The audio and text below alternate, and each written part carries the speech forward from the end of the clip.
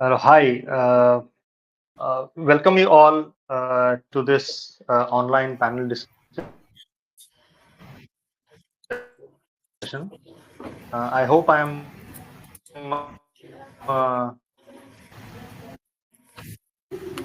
audible.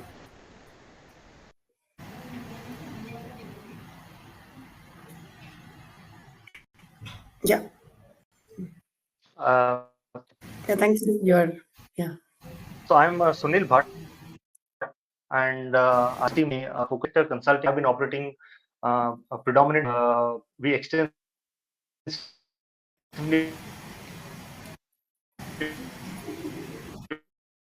work in gender, women entrepreneurship, innovation, areas. Financial Inclusion Week 2025, and now in its 11th year, the FIW is a forum for exchanging ideas, research, and perspectives from all around the world. So I feel this is a great forum for cross-pollination of ideas.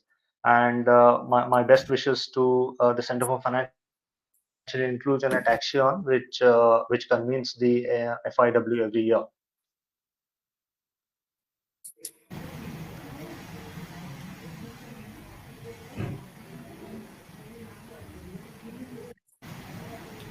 So let me dive into the topic for today, financial health. So as a concept, financial health is gaining financial inclusion, but somehow much more complete. Here, as it has financial health, building financially healthy women-owned micro businesses is not just relevant for emerging markets. It's highly critical, and they're basically women-owned micro businesses, or WMBs as we call them, are basically at the heart of emerging markets. They they not only create jobs, or they not only sustain their households, they build in financial resilience, and they not only build in financial resilience but help in building up the communities.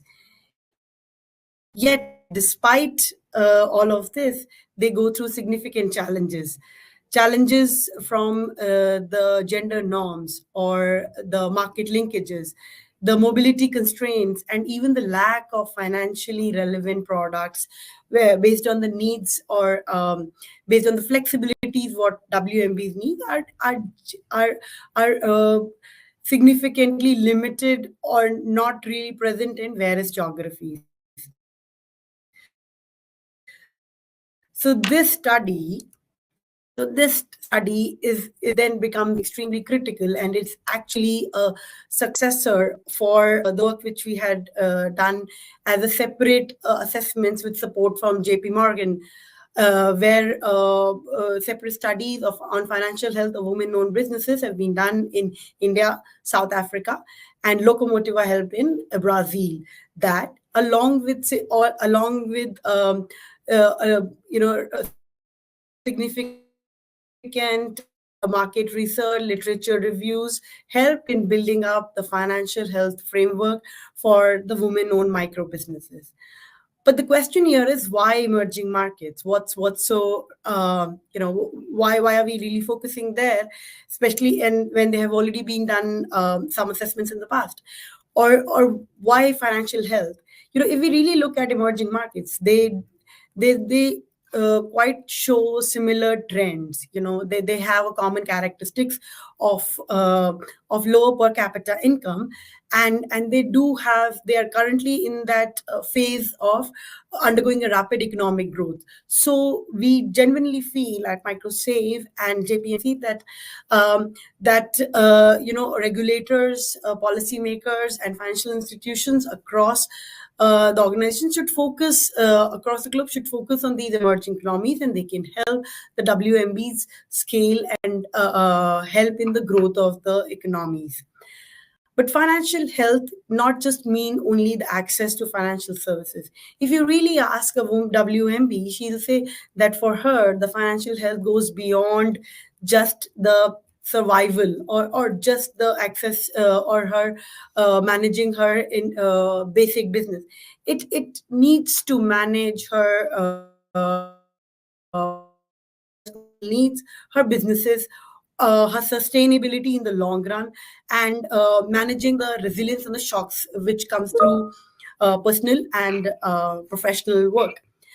So then it becomes critical to focus on this work and then look across the 17 emerging economies.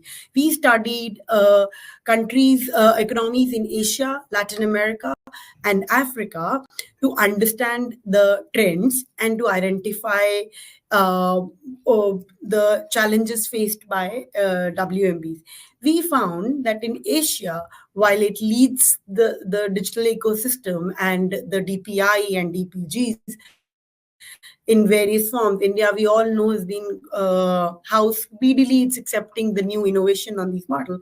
But it's not really focusing, but it's not really bringing in the the strength to WMBs. For example, in Bangladesh, nearly 80% of WMBs have access to uh, mobile wallets, but that does not translate into access of credit or flexible credit on for WMBs. Similarly, in Latin America, while we did figure out that microfinance infrastructure is well structured and it's seen well, however, the borrowing rates are significantly high and makes it very challenging for WMBs to take credit from those platforms. In certain countries, these range from 50 to 70% of loans.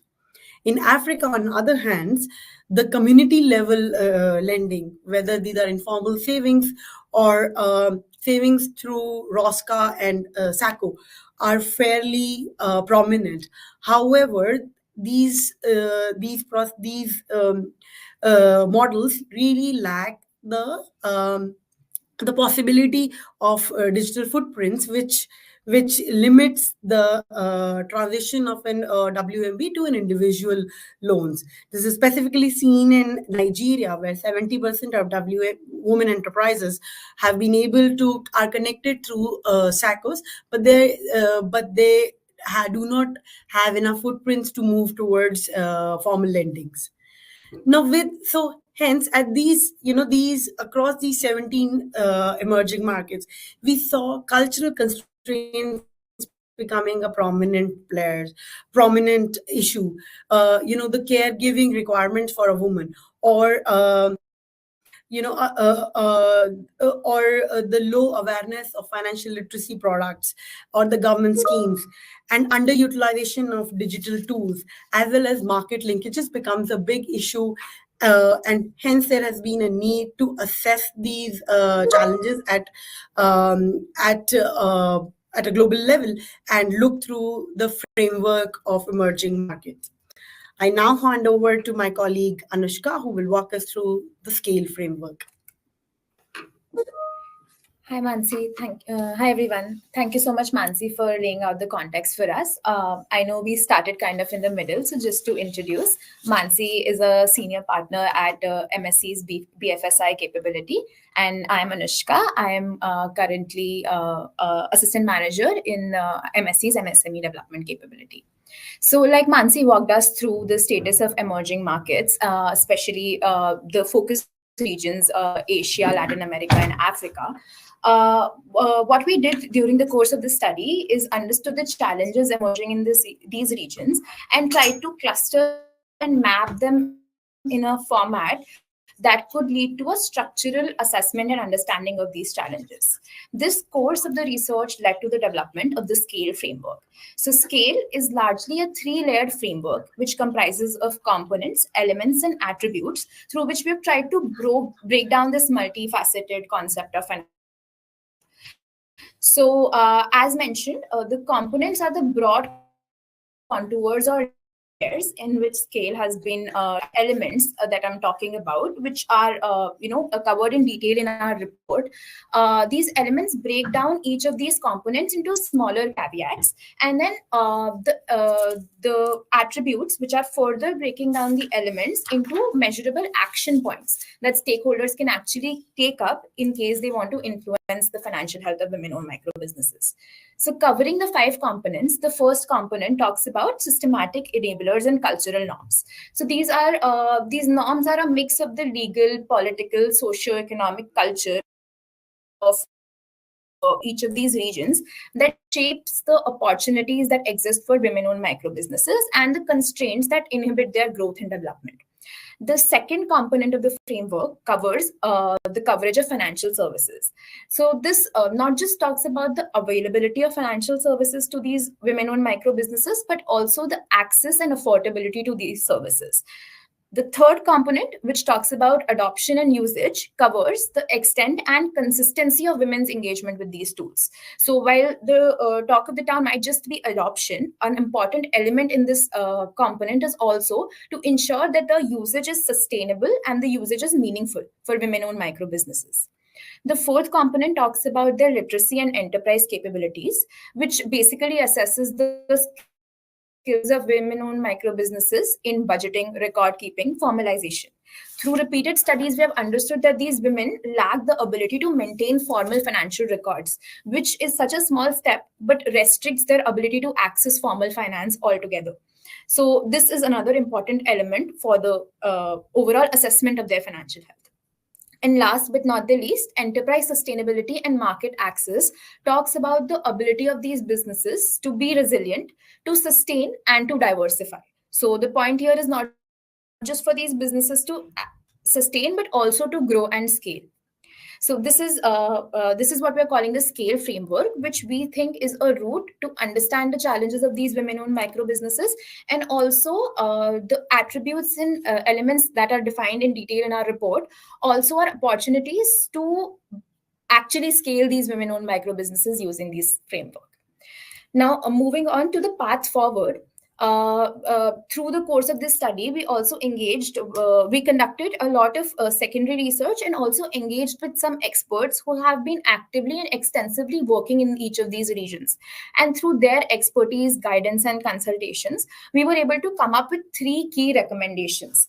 These 3 solutions largely talk about how scale as a framework can be used by important stakeholders like financial institutions, policymakers, and enterprise support organizations to influence positively the financial health of these women-owned micro businesses. So while these solutions are described in short here, and I'm going to talk about these in short over here, our report largely covers the right implementation plan to apply these solutions. So the first being designing gender-responsive financial solutions. The scale framework can be a good roadmap to begin and think about designing financial solutions that actually work for women-owned micro businesses.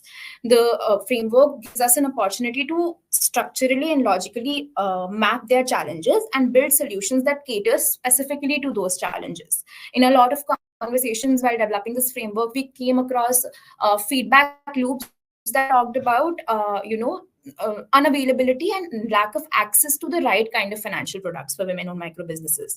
So products like cash flow-based lending, savings-linked credit can lead to that improvement. The second solution talks about building dual track capabilities for both women and the institutions that serve them. So while literacy is required at the level of women entrepreneurs, we're also talking about building capacity building tracks for institutions who provide service delivery to these entrepreneurs, be it banks, be it enterprise support organizations or policymakers. And the third solution largely talks about segmenting customers based on their financial health indicators. So while many traditional metrics might end up excluding women-owned micro businesses, introducing behavioral and alternative data, be it savings patterns, digital activity, any such data can lead to a more inclusive ecosystem for these women-owned micro businesses. So these are the 3 solutions that we think our report, our study can lead to. this framework can have applications for three kind of institutions, as I mentioned: ESOs that can diagnose capacity gaps and build solutions, financial institutions that can design gender responsive products using the framework, and policymakers who can enable systematic change by influencing policy in a manner that actually works for women-owned microbusinesses. So this is from my side, and then I would like to call upon Mansi to formally launch our report now.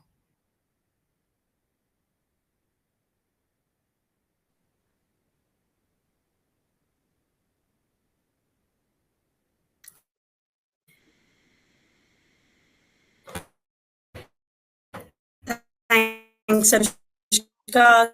So this gives us the, we are very, very excited before employers, and thanks to JPMC for this exciting work.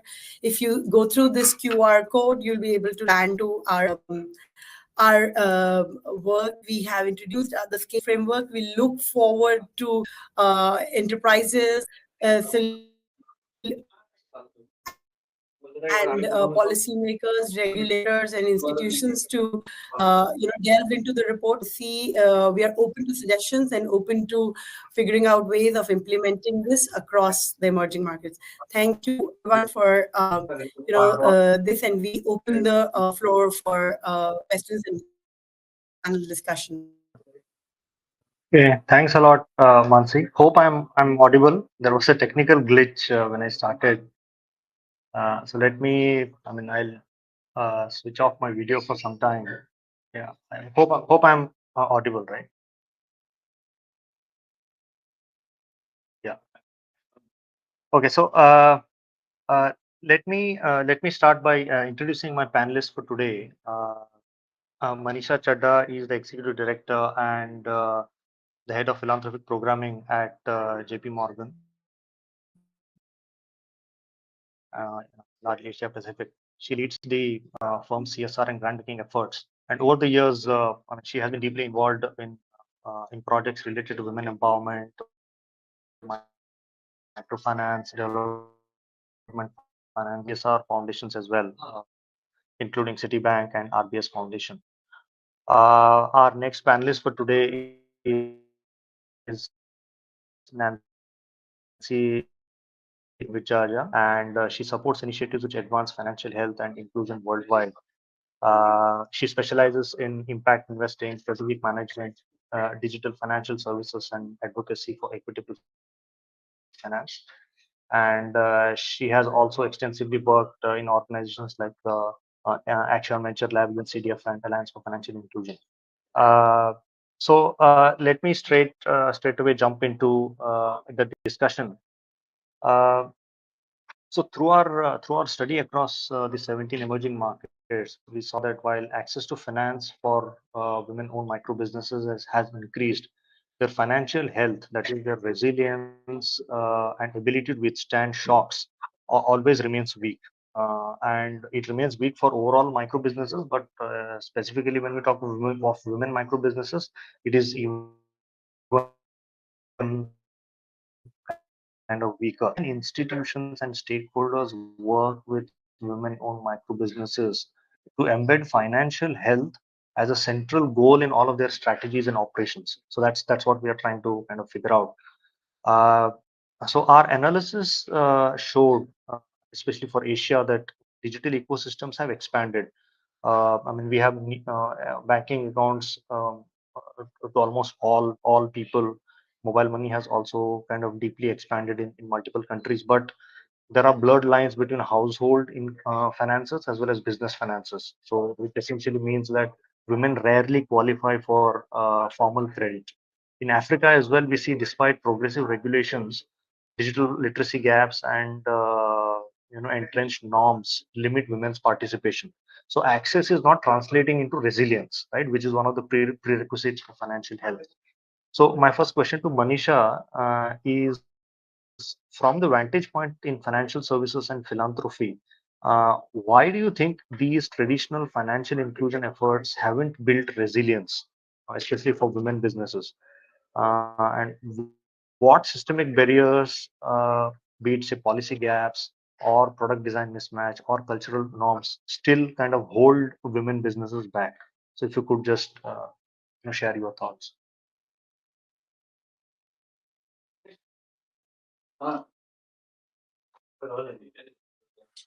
Sorry, Sunil, I lost you there Yeah, for a yeah. bit. Was that question for me? Yeah. It was for you. I mean, I just wanted to understand a little bit more on, why do you think the traditional financial inclusion efforts haven't built in resilience in women businesses? Thanks for that, and sorry, my technology always plays up at the worst possible time. Yeah. So I think the fundamental reason to me and for those in the sector is because we haven't spoken about resilience at all. So far, or until recently, conversations around finance and women-owned businesses has been largely about access. We've not talked about what are the products, what are diverse products beyond credit based on life cycle needs. We've not talked about, hey, is a credit or a loan the right product for a health issue or a family emergency. And the reason why we've not done that is because of the systemic barriers around. Primarily, there's no disaggregated data. Without data, it is not possible to understand the needs better. It is not possible to design solutions better. There's also no incentive to nuance products. Why should a financial institution nuance the product to cater to the needs of a woman-owned micro businesses when they have no data to substantiate that the nuancing makes a difference? And I think at some level, and perhaps this is more food for thought for the audience at large. I sometimes wonder if this overload of overemphasis on credit that we have placed across the last 30, 40 years, has that inadvertently sort of suppressed the creation of other products? I mean, this is something that we think and talk about a lot in terms of, is this now time to sort of rethink version whatever of financial services for at large and for women-owned micro businesses? Right. Thank you for those for the thought, and I think it's a great. I mean, it's a very valid point that you make. Our overemphasis on credit, because when you look at financial health per se, we are talking of planning, we are talking of saving, we are talking of resilience. So it's not just credit; it's the whole kind of savings, insurance, pension. So like multiple kinds of products, and I think credit has got kind of uh, a focus which is much more than other financial products. Maybe that could also be one of the reasons. uh, Nancy, coming to you, across our focus countries in this study, we found a striking gap between the policy ambition and on the ground impact. So say, I mean, what I mean is, for instance, if you see, governments have very progressive commitments to women's economic empowerment, and they also come out with schemes and new programs. You saw that in COVID, there were multiple programs which were announced. But when you see the real kind of usage or benefit of these programs to women enterprises, we see that there is a gap, either because they don't have IDs, or they have limited property rights, or there are restrictions in mobility. So, I mean, reasons could be many, though the intention is noble, right? So, I mean, from your perspective, what explains this gap between a policy commitment and the actual outcome? And I mean, what levers could close that disconnect for specifically for women businesses? Your thoughts? Thank you so much, Sunil and Manisha. Nice to be in a panel with you, and I'm so happy to hear your introduction, because I think this is a great segue to again kind of my response. Maybe just before that, also to kind of illustrate for us. So I work as a policy advisor for Queen Maxima of the Netherlands in her capacity of the as the UN Secretary General Special Advocate for Financial Health. So this mandate was evolved last year. For the past 15 years, the Queen focused her work on what we call inclusive finance for development, really focusing on access. But really, again, what Manisha was saying really was music to my ears, because that was really the main reason why we made a stand and evolve Her Majesty's mandate to really focus on financial health. Because I think what we're seeing is we have been I think very encouraged by the progress that has been made on access. Again, I think most of the audience here, I don't need to repeat the numbers of progress, for example, reported by the World Bank Global Findex. But I think what we were seeing was we were a little bit concerned that then with that came a little bit of a too early celebration in declaring success, right? We're saying that, oh, this many people now are included in the financial system. But when we look at into deeper, and what Manisha is saying about financial resilience, but also long-term financial planning, we are still far, far from where we need to be. Um, I think, this is where what Manisha was saying as well around measurement and really understanding people's financial lives, especially women, really come into play. So not only in terms of measurement, it is sufficient for us to say, oh, yes, women in this country are saving monthly, but how much are they saving? Is it enough to actually become a buffer if emergency hits and they actually need to cover those expenses? And I think another dimension of financial health that we think tend to be overlooked within our industry is that long-term planning or wealth building, right? So I think we as an industry has been very much focused on really solving for today, and not really thinking about, okay, so all these women, maybe they're 40 years old now. What's going to happen in 25 years when they're aging? Are they currently building enough saving, even for all of us? I think we are formally employed mostly, so we have access to pension. But most of these women are in the informal sector, and do not have access to such tools. Again, for us, even with all these sophisticated tools, it's still a challenge to make sure actually we would be able to go through all our old age in dignity and with sufficient financial planning. So I think for us, just as an introduction, those are really key elements that we really need to focus. And that translates again on what you're saying, Sunil, about the policy disconnect with success on the ground. Very much agree with Manisha was saying also around the very strong focus on credit. And I think for here, I must also say unproductive credit. So as if, all the needs are all only around growing their businesses and so on. But I think to your point around your colleagues was explaining earlier, especially for ultra and micro women-owned businesses, it is very difficult to separate your personal financial lives and your business financial lives, right?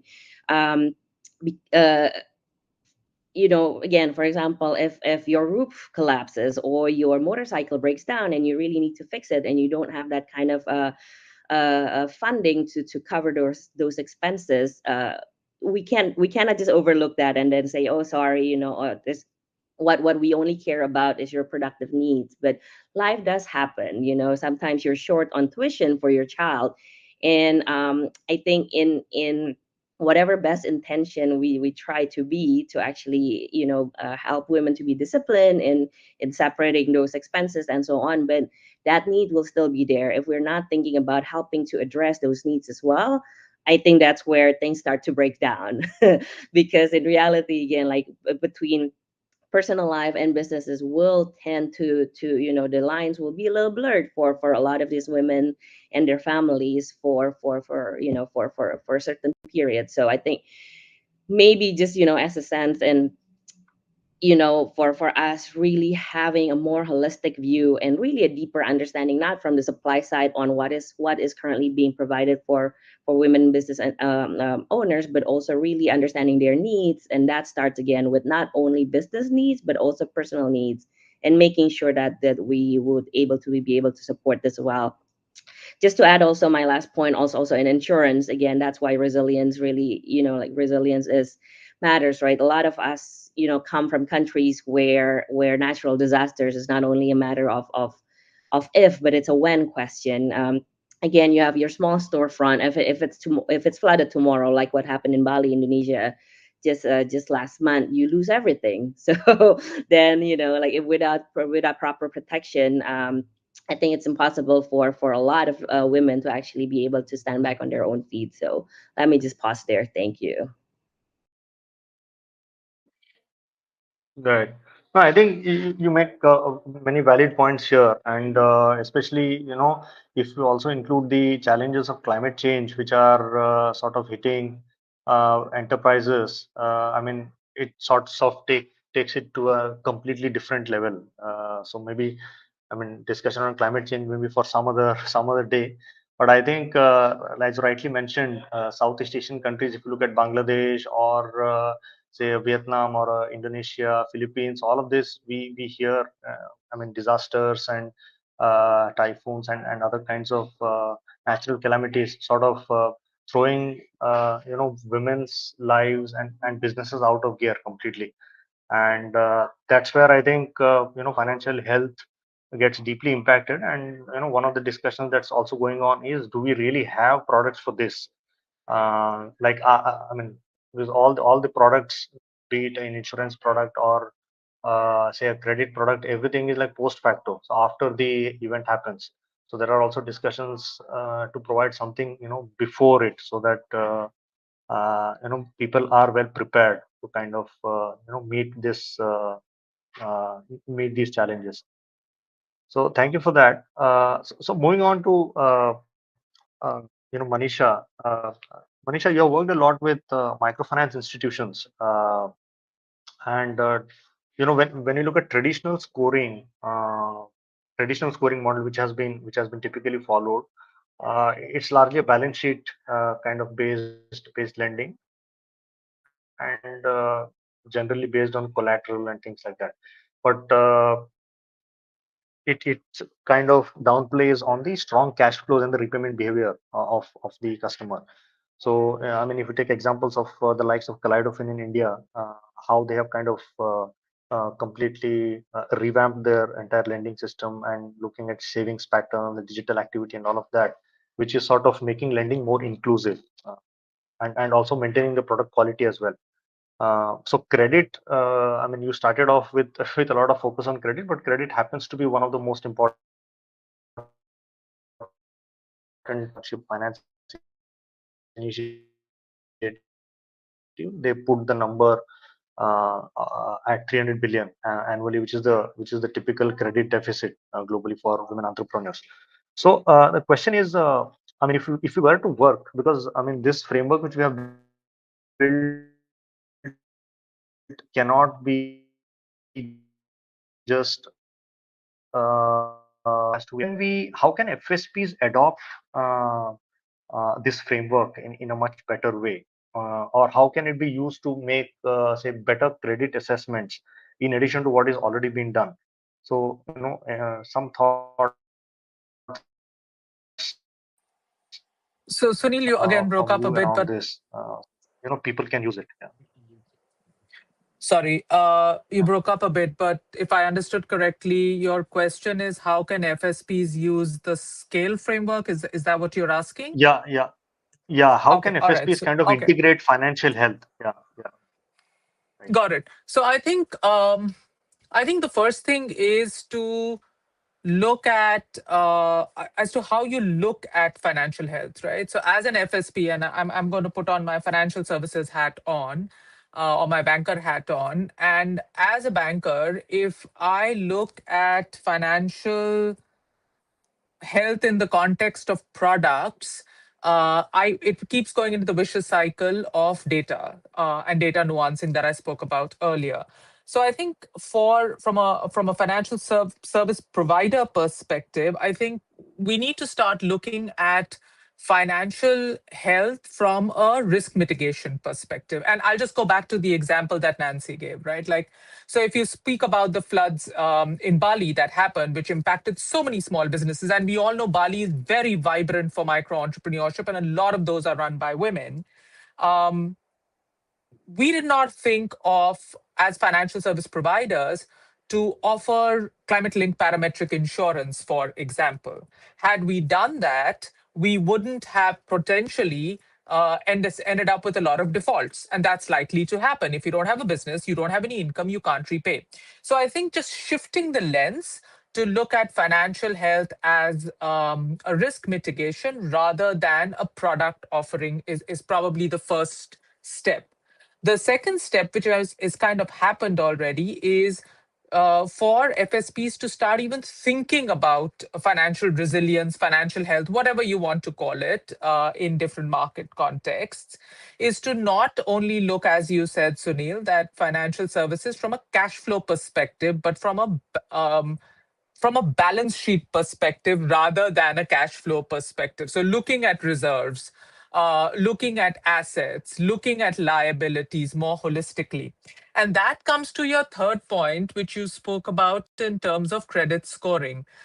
I think there is room for credit scoring at large, and particularly for populations that do have access to mainstream financial services, but not necessarily the full suite of products. Though I take Nancy's point that even for some of us, that may not really be the case that we have a access to the full suite. But credit scoring still very much, or I shouldn't say, is still about credit, right? Like it's about how many loans do you have? To some segments, how many credit cards do you have? How many overdrafts do you have? It isn't about the asset side of your balance sheet.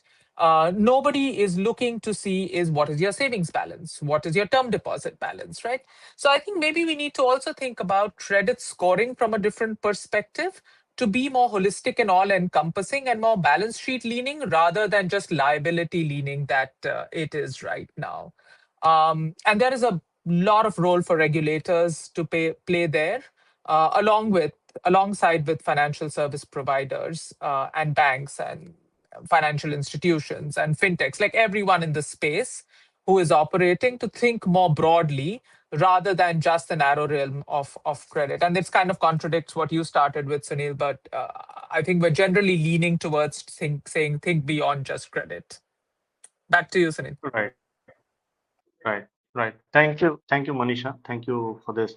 So, Nancy, a similar question to you. From your perspective and with your work on financial health with communities, any thoughts on how governments and ESOs, CSOs, community-based organizations can use the broader financial health lens, which covers savings, insurance, enterprise sustainability, in addition to credit, so that they are able to better support their women entrepreneurs.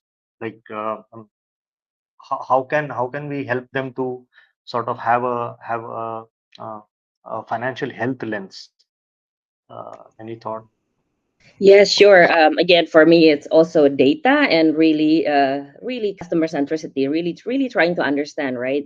Women's financial lives again. So not only coming in from, okay, you're a women entrepreneur, you need credit, as Manisha is saying, but really looking at a little more holistically. Okay, for this area, for this kind of business, like what are some of the top risks that this women are facing? I think a little bit more of an in-depth survey also, again, what keep women entrepreneurs in this area awake at night worrying in terms of financial worries, and making sure that there's a supply of product that actually match those needs or worries would really be key. And I think, if I may be a little bit controversial here as well, is there has been so much investment and so much focus on financial literacy and financial education in a most traditional sense, right? So I think, providing women with budgeting tools, training, and so on. But I think it's really interesting. We have been in discussion with, for example, even global banks that serve upper middle and class people, and then say traditional financial literacy might not always work because people are busy, and you do not wake up one morning and then say, oh, I want to learn about how to calculate APRs, or interest rate, and so on. I think there's really, especially with the advancements of technology, there's really a lot of room, for financial education and financial literacy to be repackaged in a way that is really serving better customers and meet them where they are. if you think about like the life of women entrepreneurs, a lot of them, again, I think it's also in your report, has a lot of care duty, right? So not only they have to tend to their business, but also picking up kids from school, taking them to doctors, cleaning the house, managing a lot of things basically that really, is very key. um what time would they have for, again, traditional kind of learning? But if we meet them where they are, for example, through nudges, through apps, for example, or making it very, very customer friendly, so that they women learn as they do, that would be much more, I think, much more productive. So we're really seeing, and we're hoping that especially for FSPs, there's a lot of using Gen AI, using technology to really deliver knowledge, and not in the traditional way of, okay, let's do a week workshop on financial literacy. If you're not, I think there's been a lot of researches that say, if you, especially if you not do not use the knowledge directly, it will not stick with you. So I think that's really kind of where we'd like to see the trend moving as well. Maybe just to say also for Indonesia, we see great example, for example, from a company, a fintech company called Amarta Finance, that really focuses on women's grassroots entrepreneurs, right? Then you're seeing that not only the if you only look at the product, your first instinct might be, oh, this is just a Grameen style group lending, but behind that there's really a lot of thought and a lot of kind of tech infrastructure being built so that they're able to scale sustainably. For example, they use, I think, to your discussion earlier around using so many different data points for alternative credit scoring, but also using AI to be able to better serve their customers, cut down basically the investment that is needed to really guide women kind of offline, that usually tends to be where the cost of serving come into play. So um, yeah, I think again, I think, for just to recap, I think from our side is really technology, and really thinking of a much better way of meeting women where they are, instead of kind of keep on pushing more traditional financial literacy, financial education modules, and again, just really a keen understanding of their holistic financial lives, and where are really the biggest gaps and the biggest risks that currently the market is not providing support for. Back to you, Right, Sunil. right. No, no, yeah. Thanks a lot for thoughts. Actually, we had many more questions as well, but we are completely out of time. But I think just wanted to conclude by saying that MSc also has been extensively working with women entrepreneurs, and communities of practice is something which we found really interesting at some point of time. And yeah, and we are completely out of time. Thank you very much for your thoughts, and I would request everyone to download the report and go through it. And if you have any questions, so please circle it back to us. So thank you very much, Nancy and Manisha, for your thoughts. Uh, Thank you, yeah, Sunil, thank Manisha, you. and Thank Mansi. you. Pleasure. Bye. Thank Thank you. you. Thanks.